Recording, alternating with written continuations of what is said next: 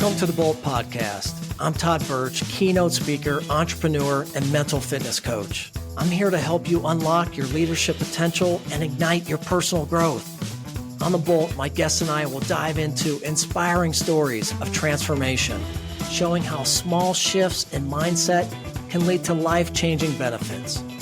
We'll explore strategies for overcoming challenges, building high-performance habits, and leading with confidence. If you're ready to embrace a growth mindset and unlock your full potential, then let's ignite your spark today. Today, we are joined by Molly Ketcham, a dynamic leader and expert in building influence to drive results. With 2 decades of experience in the meetings and events industry, Molly has successfully led teams, negotiated multi-million-dollar contracts, and contributed to company growth. She has discovered that true success hinges on the ability to connect with others. As a keynote speaker and mastermind facilitator, Molly empowers audiences to use curiosity as a tool to spark inspiration, build trust, and foster meaningful connections. She's a distinguished Toastmaster, a member of the National Speakers Association, and the president of NSA Ohio. Molly is on a mission to help individuals and organizations lead with curiosity and make a lasting impact. I'm excited to dive into our conversation today about leadership, influence, and the power of curiosity. Molly, welcome to the Bolt Podcast, my friend. Thank you for having me. It's so good to have you. So good to see you. You too. We are going to take that one word today, curiosity, and just dive in. That is what you've kind of built your speaking coaching program on, and it's one of my favorite words.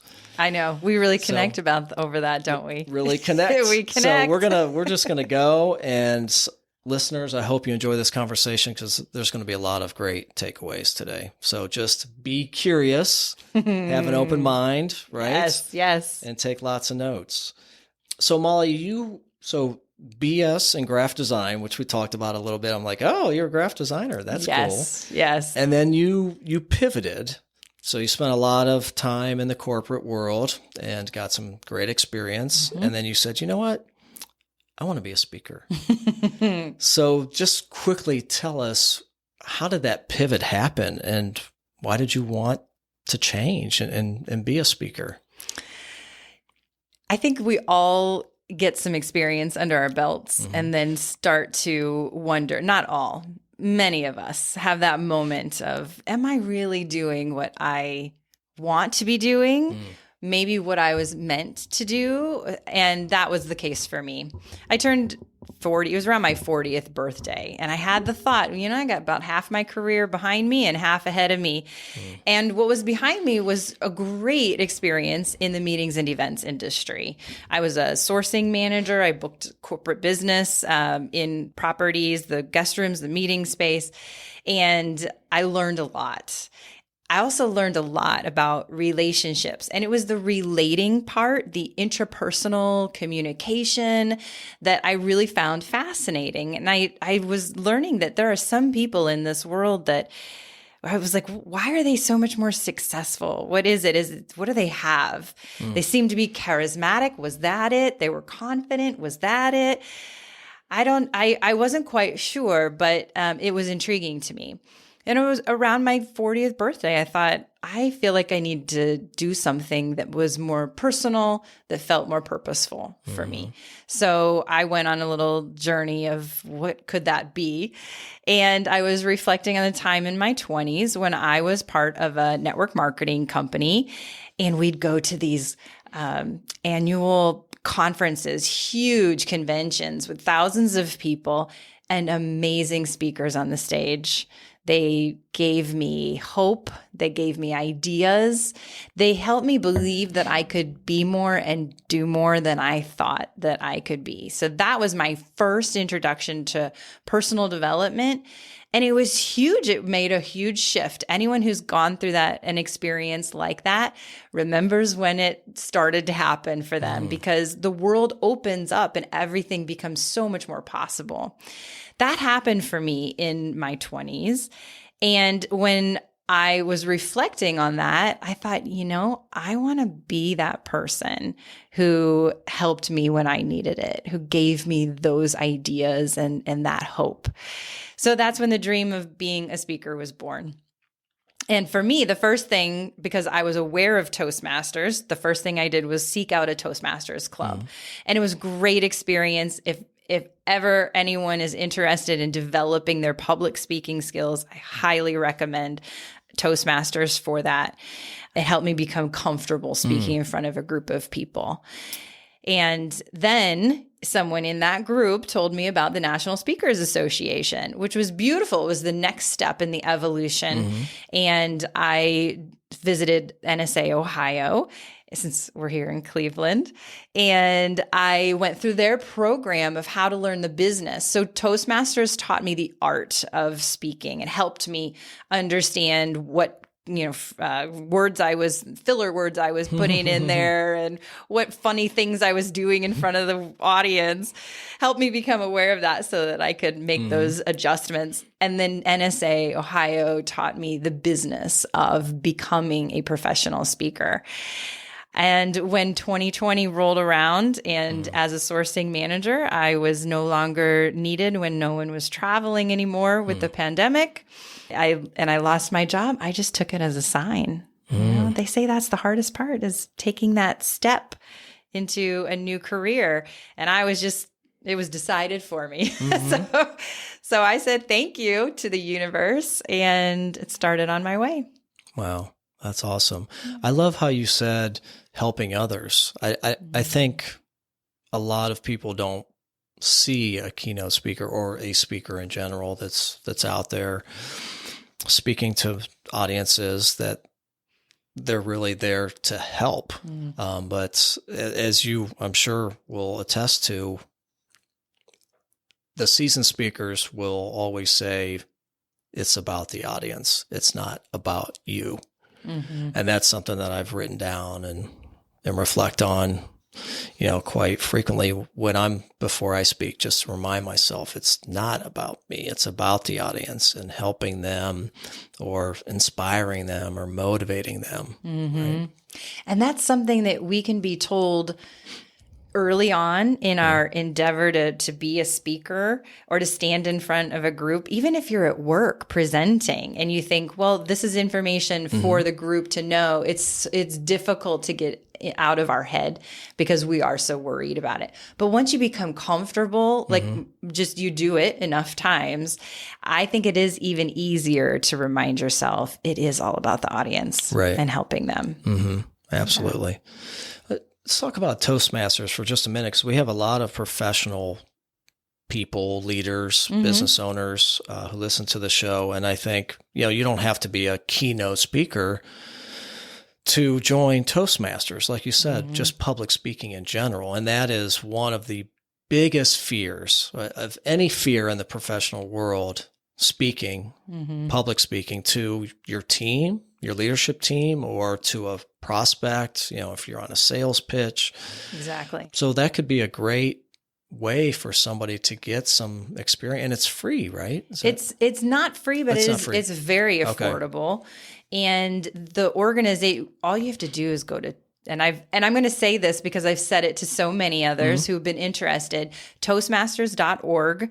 And on the main homepage, you can find a club near you. Right. You put your zip code in and there's options. So you get to see what is out there, the possibilities. Some meet in a community center, some meet in a business organization. Some of the businesses will open up to the community. So they have people from that company and from the community who can meet in that Toastmasters club. I preferred that setting because I was used to the corporate environment. So that's the type of club that I joined. But there's a lot of options out there. And yes, it's usually an hour. You start out with small speaking parts that you can sign up for. So you have, control over your role that you're going to play in the meeting that day. There's opportunities to rehearse what you say. There's opportunities to speak off the cuff. So you're hitting all the different avenues, the areas that you might need to improve on and get comfortable with for speaking. Cool. It sounds like a great avenue just to get some experience. I wish I didn't know about it. So I skipped that step and went right to NSA Ohio, which is probably par for the course for me. Let's just you get some craft and delivery and platform skills in NSA as well. So that's good. But it's all about getting the reps. It is, right? Just so like true. anything. And it's interesting. I don't know if you'll say the same. It seems like even the most seasoned speakers still say they get nervous when they go out. Even a Tony Robbins, speaking in front of 10,000 people, still gets those jitters. Yes. But what is the cause of it? Because it could shift, right? Maybe in the beginning it is you're nervous because you're in your head, and it is all about you, and are you going to say the right thing and look good on stage and, not mess up and whatever.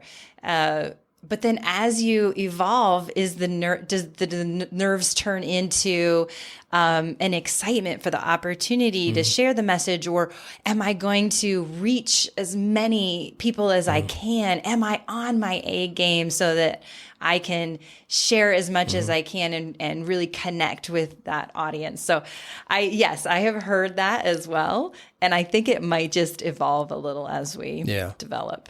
So do you still get? Yes. Yeah. I do. Yeah. And it is, for me now, it's a little bit of both. Right. I still, if it's a new opportunity, something I've never done before, which I love, I just love to try new things. So I think there'll always be a little bit of that built in, because the first time you do something and the unknown is fear. Yes, exactly.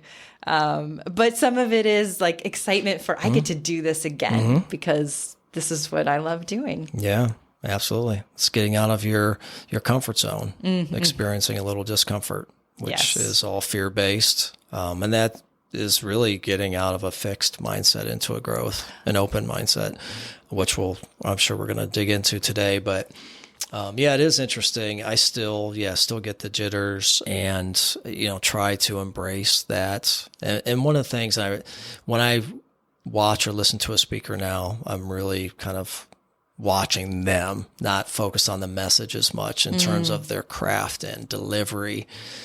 And I feel like everybody messes up at least once. You may not mess up in terms of just a word, right? Or something. I don't think anybody's 100% perfect. And I think we just need to know that there's going to be a blip or two, but nobody's going to remember that. Right? So, and nobody probably knows except you a lot of the time. So at least that's what I tell myself, right?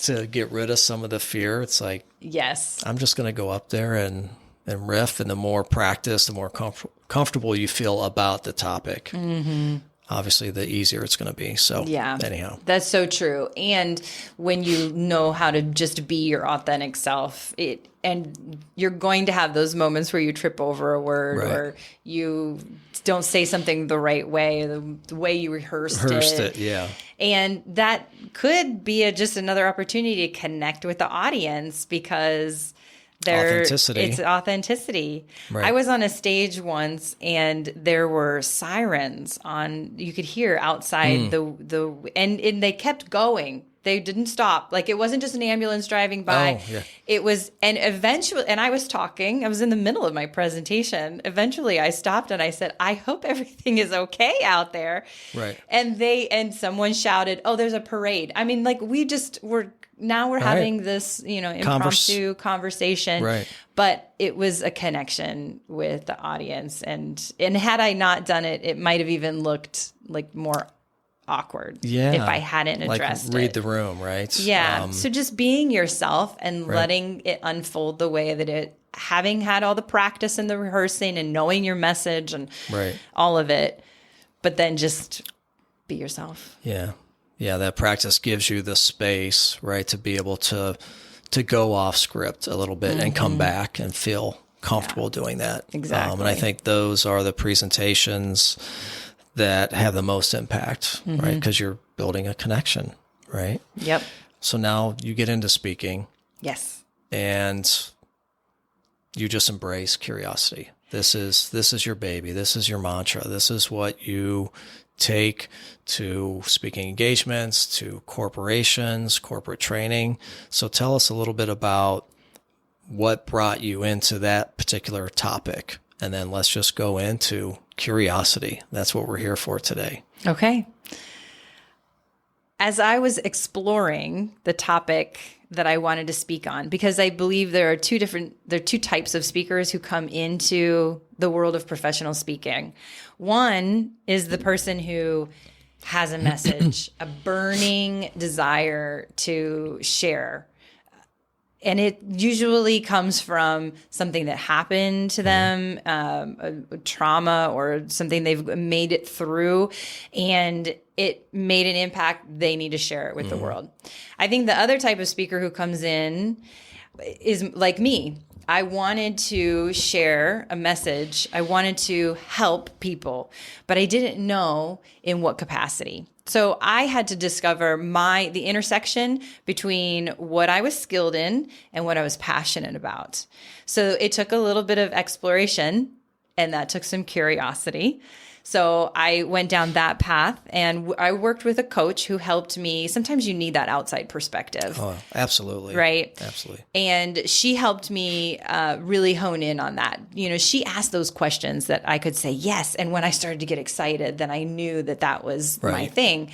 And it really is building these connections. It's what I observed in the corporate workplace, that people who are really great at relating to, lifting others up, influencing, making a difference in the workplace, those were the successful people. And I found that fascinating. So I had started studying that, and I learned that curiosity was part of it, in addition to some other aspects. And I do talk about all of it. But then I really honed in on curiosity when I realized that I myself ask a lot of questions.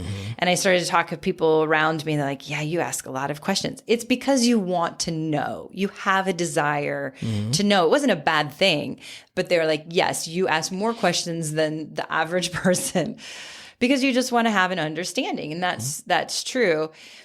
I discovered that I use the curiosity in the relationship part. And that is a big aspect of building the relationship. And then I discovered, curiosity and getting to know someone also helps you develop influence. So when you are asking questions, and I feel like there's different levels of curiosity when it comes to developing a connection. I think that at the surface level or at the first level, there's information. You want to know about the person. Where did they grow up? What do they do for a living? The story, the information. And then maybe a little deeper level is the relational curiosity. It's why do you do what you do? And how do you work best? What are the things that are most important to you in life? So speaking in terms of values and motivations, beliefs and dreams, when you discover a person's, passion projects, now we're talking on a deeper level, and you have an opportunity to connect on that level. You can connect information. Maybe you both went to the same high school, or someone who, from this organization that you used to work in. So you can connect that way, but you can also connect on a deeper level. And then lately I'm getting into an even deeper level, which is the emotional or energetic aspect of it, which I still believe uses curiosity. So curiosity on different levels helps you connect and relate to people on that different level. And when you're able to build the connection, the deeper that you can go, the more influence and impact that you can have. Because when you understand how a person operates and what is most important to them in life, you can meet them where they are. There's no more guessing about how to lead them into the direction you want them to go, because now you've discovered that by using curiosity, and you have that influence. So has been my trajectory of And I've spoken on all the different levels. I think as the more I dive into it, the deeper I go. Right. And that's just fascinating to me. Yeah, I absolutely love it. And I think, like for managers, I just saw a Gallup poll yesterday. 70% of managers are not engaged. I don't know if you've seen the Gallup's been all about engagement recently. Lately. So the last poll a few weeks ago was 79% of employees globally are disengaged. Oh. And then yesterday came out 70% of managers disengaged. So they're tying this correlation of managers to employees. So if your managers are not engaged, right, that trickle down, then your employees likely will not be engaged. So how did we get here, right? But how do we get out of here? I mean, those numbers are ridiculous. And I believe a lot of it is the mindset. So if you can be curious, right? And you can ask the questions, what if, or just be curious about people in general, your direct reports, then you're going to give them time. And most employees just want time to talk, time for you to listen, right? And we move so quickly. Our schedules are so packed, meeting after meeting after meeting, no buffer. And we're just running like chickens with our heads cut off. And we don't give ourselves, for one, time. That's a whole different story, right? Self-care, but to give our people time. That's all they really want. And if we're curious, naturally curious, then we'll want to give that time because we want to know our people. And the more you learn about your people, the more you ask questions and give the time, then you start to build trust. And when you build trust, then you got it. You have the gold, right? And then you can start building a true connection. Yeah. And when you have that connection, I believe then people are engaged because you know them. You've opened up this bridge that wasn't there before, right? So it's not waiting till end of year annual review and you're like, well, what the hell? You're not engaged. You don't like this work. You don't like this project. You don't like working with these people. I'm just learning about this now. Right, That's a mistake, right? So we talk a lot about just how powerful the one-to-one is, but going into that one-to-one with genuine curiosity. Yeah, you're right about the one-on-one meetings. How often do we just have a little small talk and then you just get down to business? Right. But if you can take the time, and it doesn't need to be a lot of time, I don't think.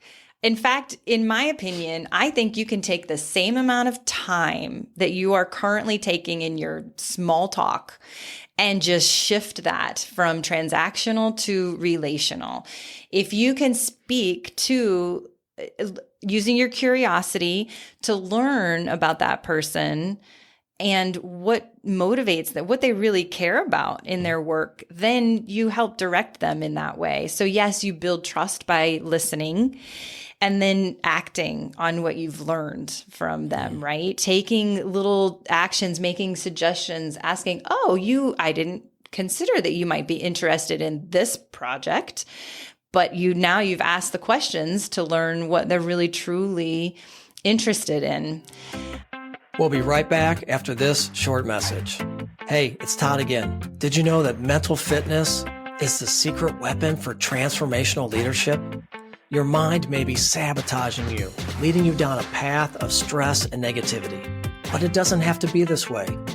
If you're ready to unlock the resilience to empower yourself and the team you lead, listen up. Through the Positive Intelligence Program, PQ for short, I help leaders build mental strength, manage stress, and boost emotional intelligence. Imagine reducing burnout, improving your relationships, and increasing performance, all backed by neuroscience. I'm living proof of its power, having built my own mental fitness with PQ over the last 5 years. Ready to build yours? Visit toddbirch.com or email me at tb@toddbirch.com for a free consultation. Now let's get back to the show.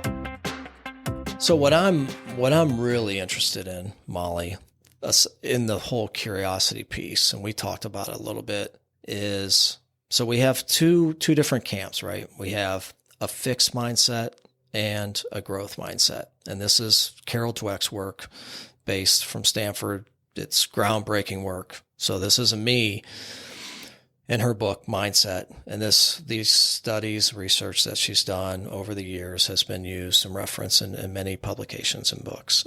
It's great stuff.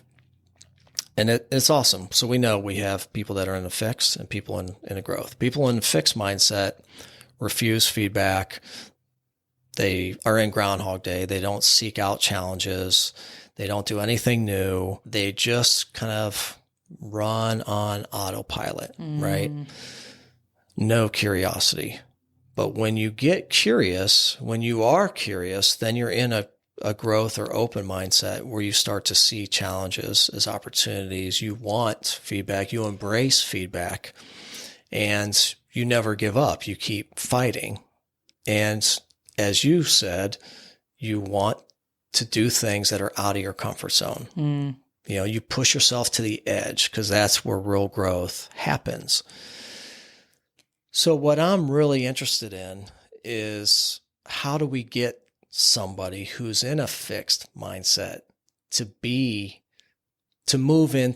shift into a growth mindset? And what I believe and what my research and my talks are based on and what I'm starting to really dig into is curiosity. Okay. I believe that everybody had curiosity at some point. And I believe it's a fact, right? We all had curiosity at one point. So imagine going back to 5-7 years old. We had it, walking on the playground, lifting up rocks, seeing what's underneath, right? We had no predetermined thoughts. We didn't care what other people thought. We didn't worry about failing. We just did. We were explorers, right? We were open to all the possibilities that life had for us. And then at some point, as we start growing up, even before adulting, right, the educational system starts to put us into a box. And that's a whole nother topic, and people are diving into that.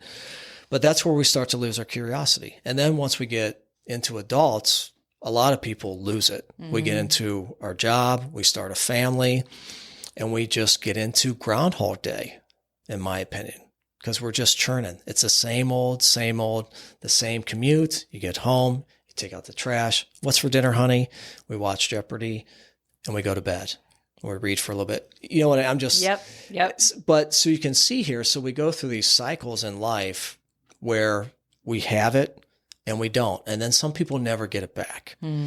So my thought and what I'm speaking on and digging into is that if we could ignite that curiosity spark again, we can start to get people at least open to the idea of asking questions, what if, and then potentially into a growth mindset.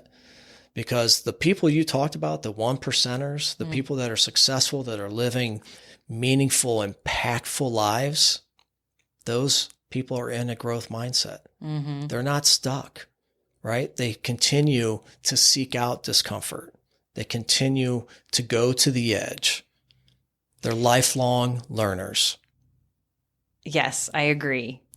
And I'm curious, did you shift from a fixed mindset to a growth mindset? Did you have a transition? I did. What was the moment for you? So great softball. You just threw me. Oh, great. So what I'm starting to research and try to figure out again is that piece of why are people in a growth mindset? And then how do we get people out of a fixed? And one of the things that I believe is that most of the times, unfortunately, it takes an incident. It takes some dramatic change in your life. And most of the time, it is not good. It's traumatic, right? A car accident, a family member dies of cancer, or you get a bad report card from your doctor, right? All these things that happen to you or somebody very close where you can see it. You're like, that could happen to me. That was too close to home. Maybe it's time to make a change, right? And that's what happened to me. So when I was in my 20s, I was doing drugs, drinking, and I was on that path. And I was living with a couple of guys, and they beat me to a pulp one night. I mean, literally beat me to, it was everything I could do to escape this house. And at that moment, I was like, I can't do this anymore. I want more, right? But it took that moment. And I'm glad that happened. I'm glad it happened, because I don't know if I would be here today if that hadn't happened. But that was a traumatic experience that I needed. And a lot of times that's what people need, is for something to trigger that.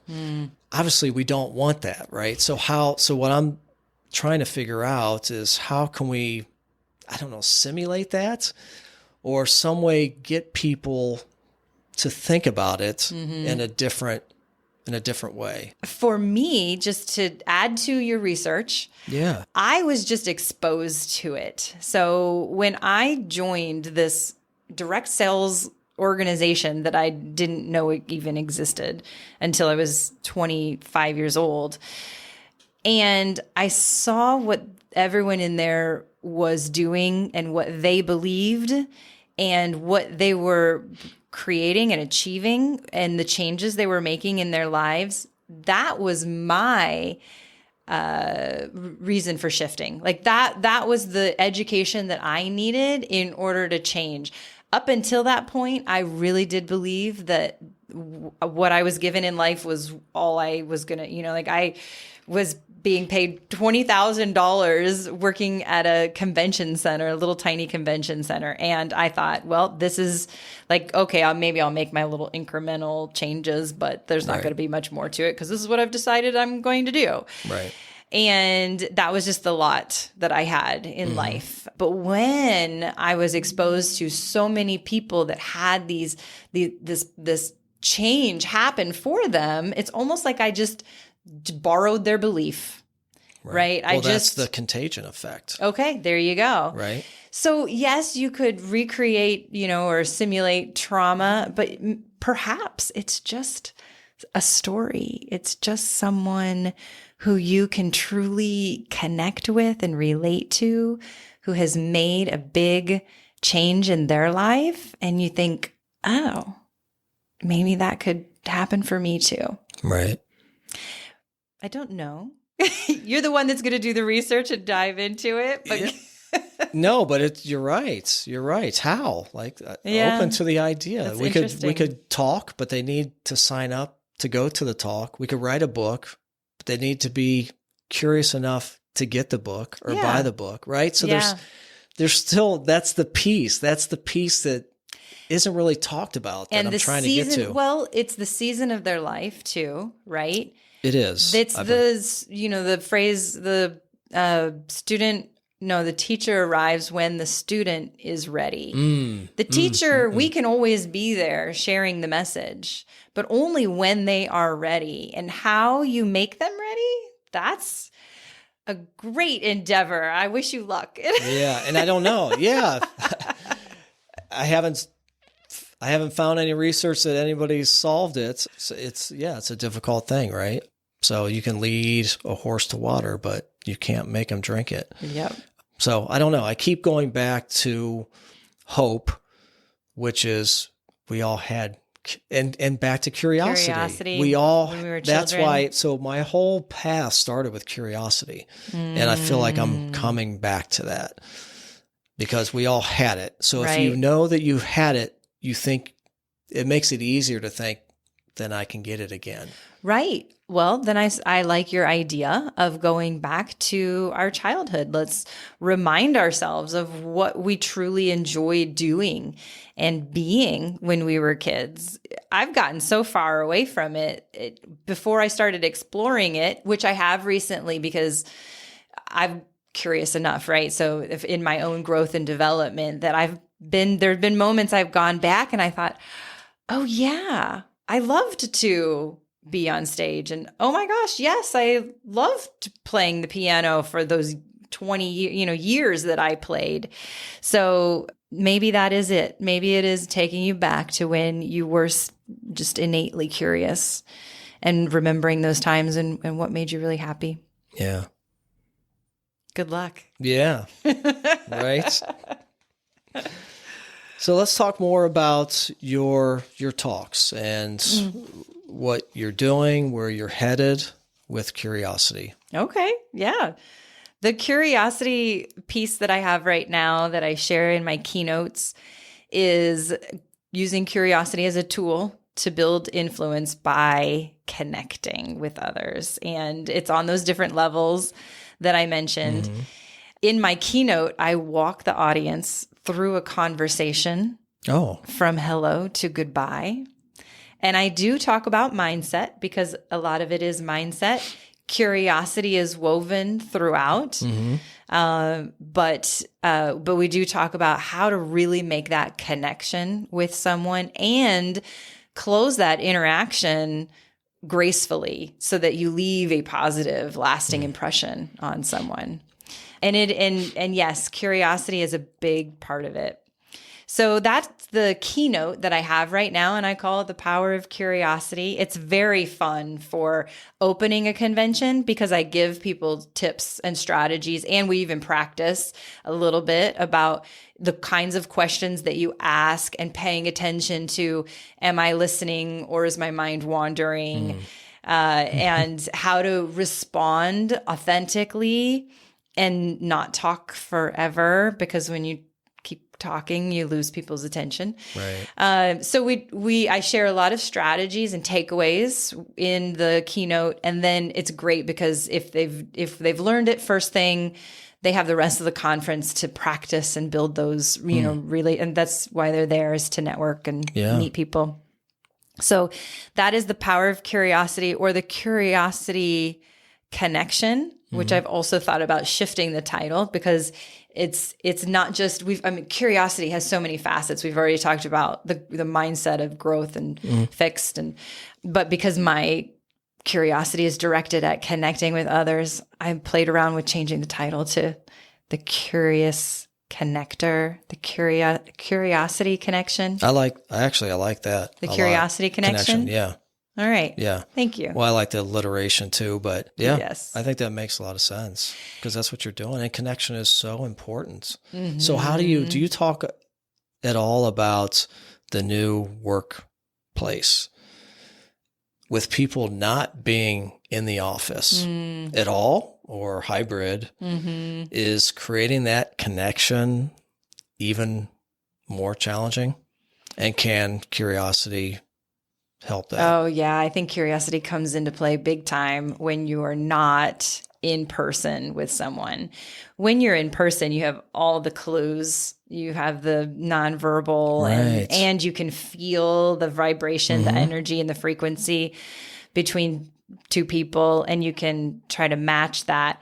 But when you don't have it, then you really need to rely on the context, the words that are being shared, and some tone of voice, right? I went through when I was still working, I was assigned a team of a new client that our company had acquired.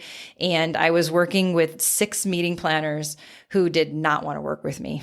They had just fired their previous procurement company. And then here we come, and I'm going to help them and solve all their problems. They did not trust me. They didn't want to work with me.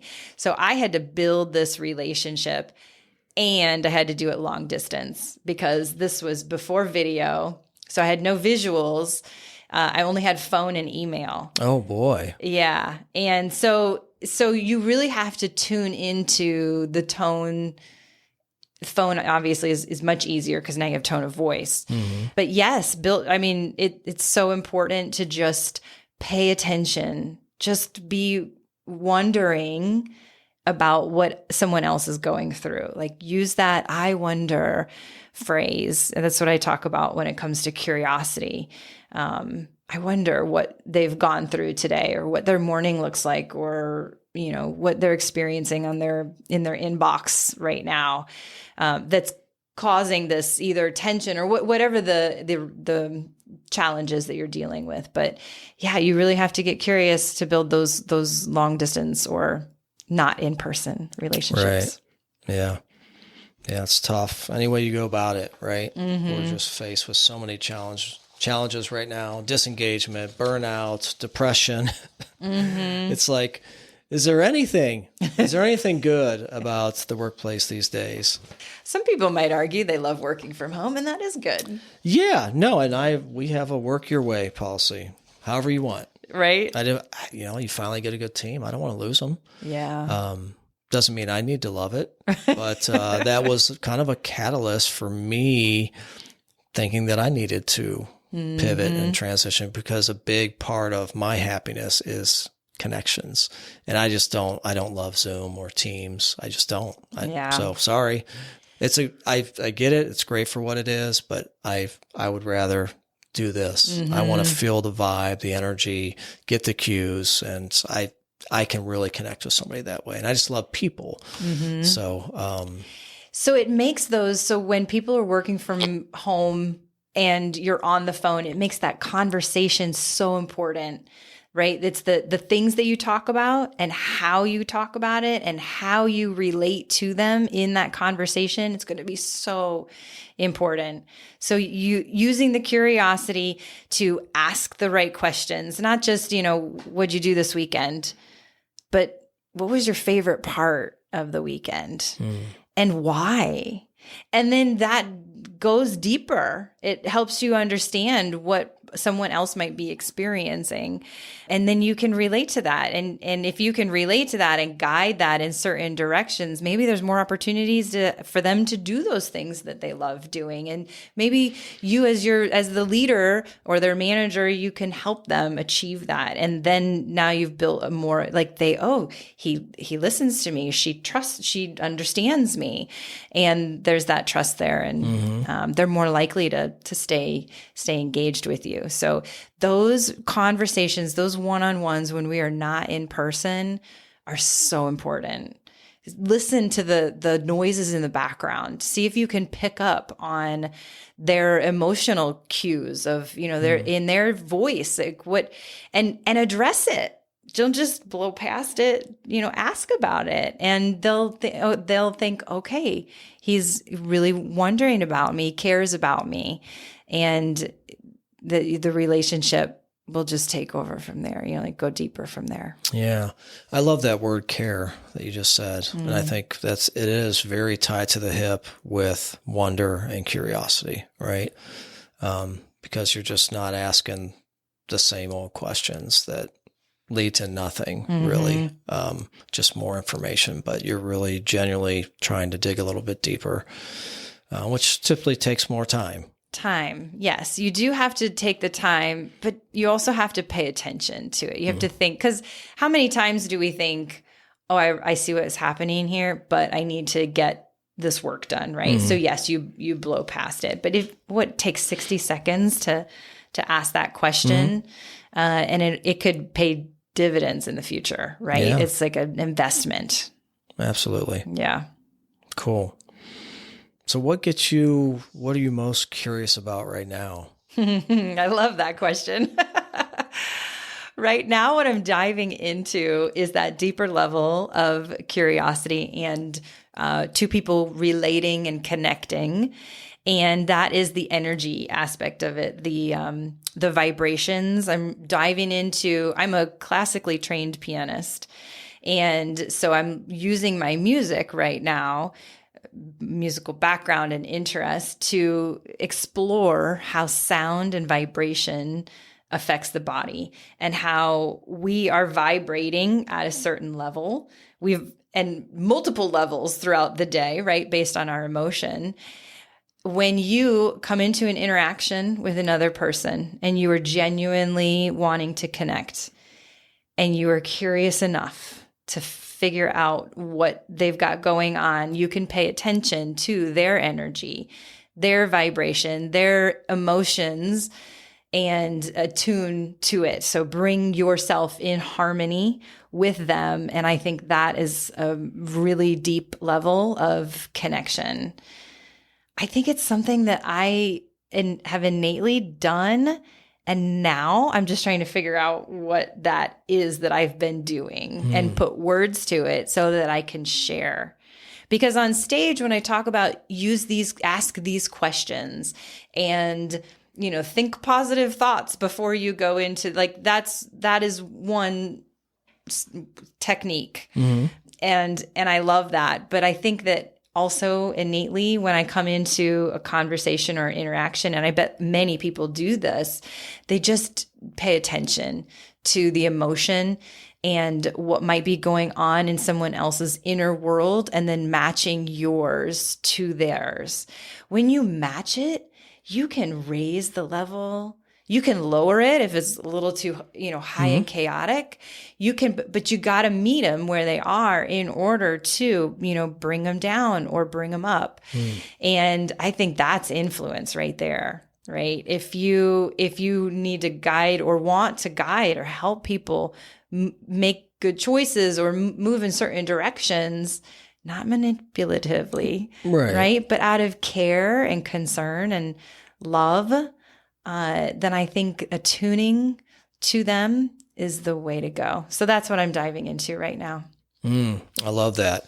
We talk a lot about that in positive intelligence in my coaching practice. Really? About mirroring and the contagion effect. So what you bring, so it's all about positivity. So coming into a conversation where somebody's just hot with negativity, bringing an extra dose of positivity to it to hopefully help shift them out of some of the negativity to positivity. It takes 3 positive actions to negate 1 negative action. Really? Yeah. That's how powerful negativity is, unfortunately.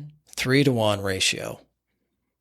Interesting, right? That is interesting. In an interaction as well. And so if someone comes in negative, you have to hit them 3 times with positive. Yeah. That's really interesting. Yeah. So it could be what you say, your posture, your tone, your vibe, that energy, right? So it could be a number of those things that hit all aspects. And what I say too, and I think this is a big part of what you bring, is simply the smile.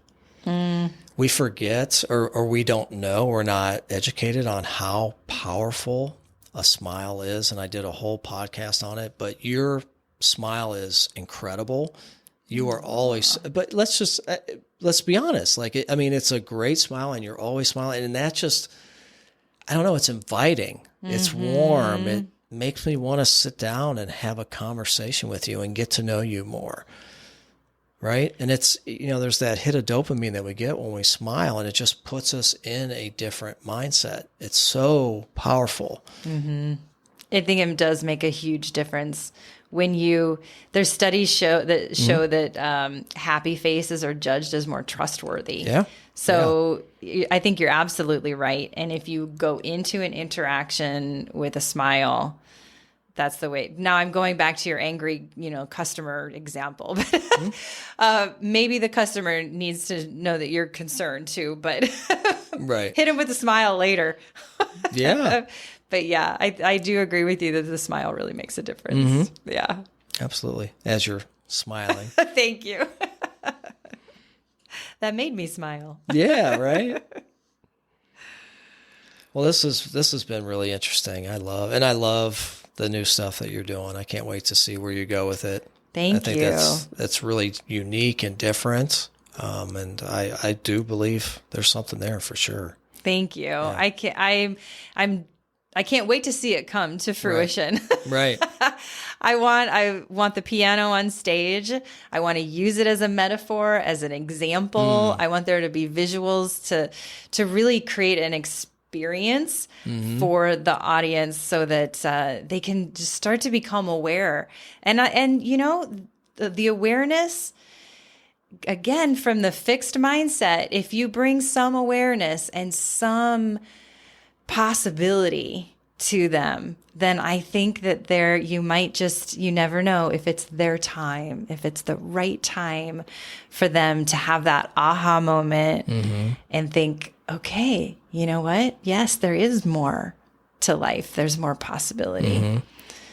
So yes, let's keep doing that as thought leaders and as speakers and as podcasters. Let's keep talking about it, because you never know when we might hit that person that is ready for the message. Yeah, that's right. That's just it. Yeah. We just need to be out there as leaders too. Yeah. So, well, if you could leave with one message to our audience, what would that be? If somebody's in a rut, or they're stuck, and they're just looking for that piece of inspiration, what would you say to them? Stay curious. It's all about curiosity. Just look for the answers. Look first inside. Question everything. Question why, but also question what. Maybe why is this happening? And then what could I do to make a change? What could I do to make it better? What does it look like in the future for me with that new outlook, that positive outlook? But it all starts with the questions and the curiosity. Right. Yep. Awesome. Well, thanks, Molly. I've enjoyed this conversation today. Me too. Thank you. Thank you for joining us on this episode of the Bolt Podcast. I appreciate you spending some time with us today, and it's been a pleasure being part of your journey toward growth, transformation, and leadership. If you enjoyed today's episode, please like, share, and leave a review. It truly helps us reach more people like you. Interested in taking your leadership to the next level? Visit toddbirch.com to learn more about my keynote speaking, corporate training programs, and my positive intelligence coaching. Look, I'm here to help you build the mental resilience and leadership skills that drive lasting change. And remember, progress comes from small, consistent steps. Keep moving forward, my friends. And before we wrap, a quick reminder, the information shared on the Bolt Podcast, along with anything from toddbirch.com or my social media channels, is for informational and educational purposes only. We all need support, and if you're seeking meaningful guidance, one of the best things you can do is talk to a licensed professional. Whether that's a physician, therapist, or coach, they can provide the support and care you deserve. The content on this podcast is not a substitute for professional advice, diagnosis, or treatment. If you're facing a medical emergency or need immediate assistance, please reach out to the appropriate healthcare provider or emergency services. Hey guys, take care of yourself, stay kind to your mind, and remember, help is always available when you need it. Thank you for being here. I appreciate you, and we'll see you next time.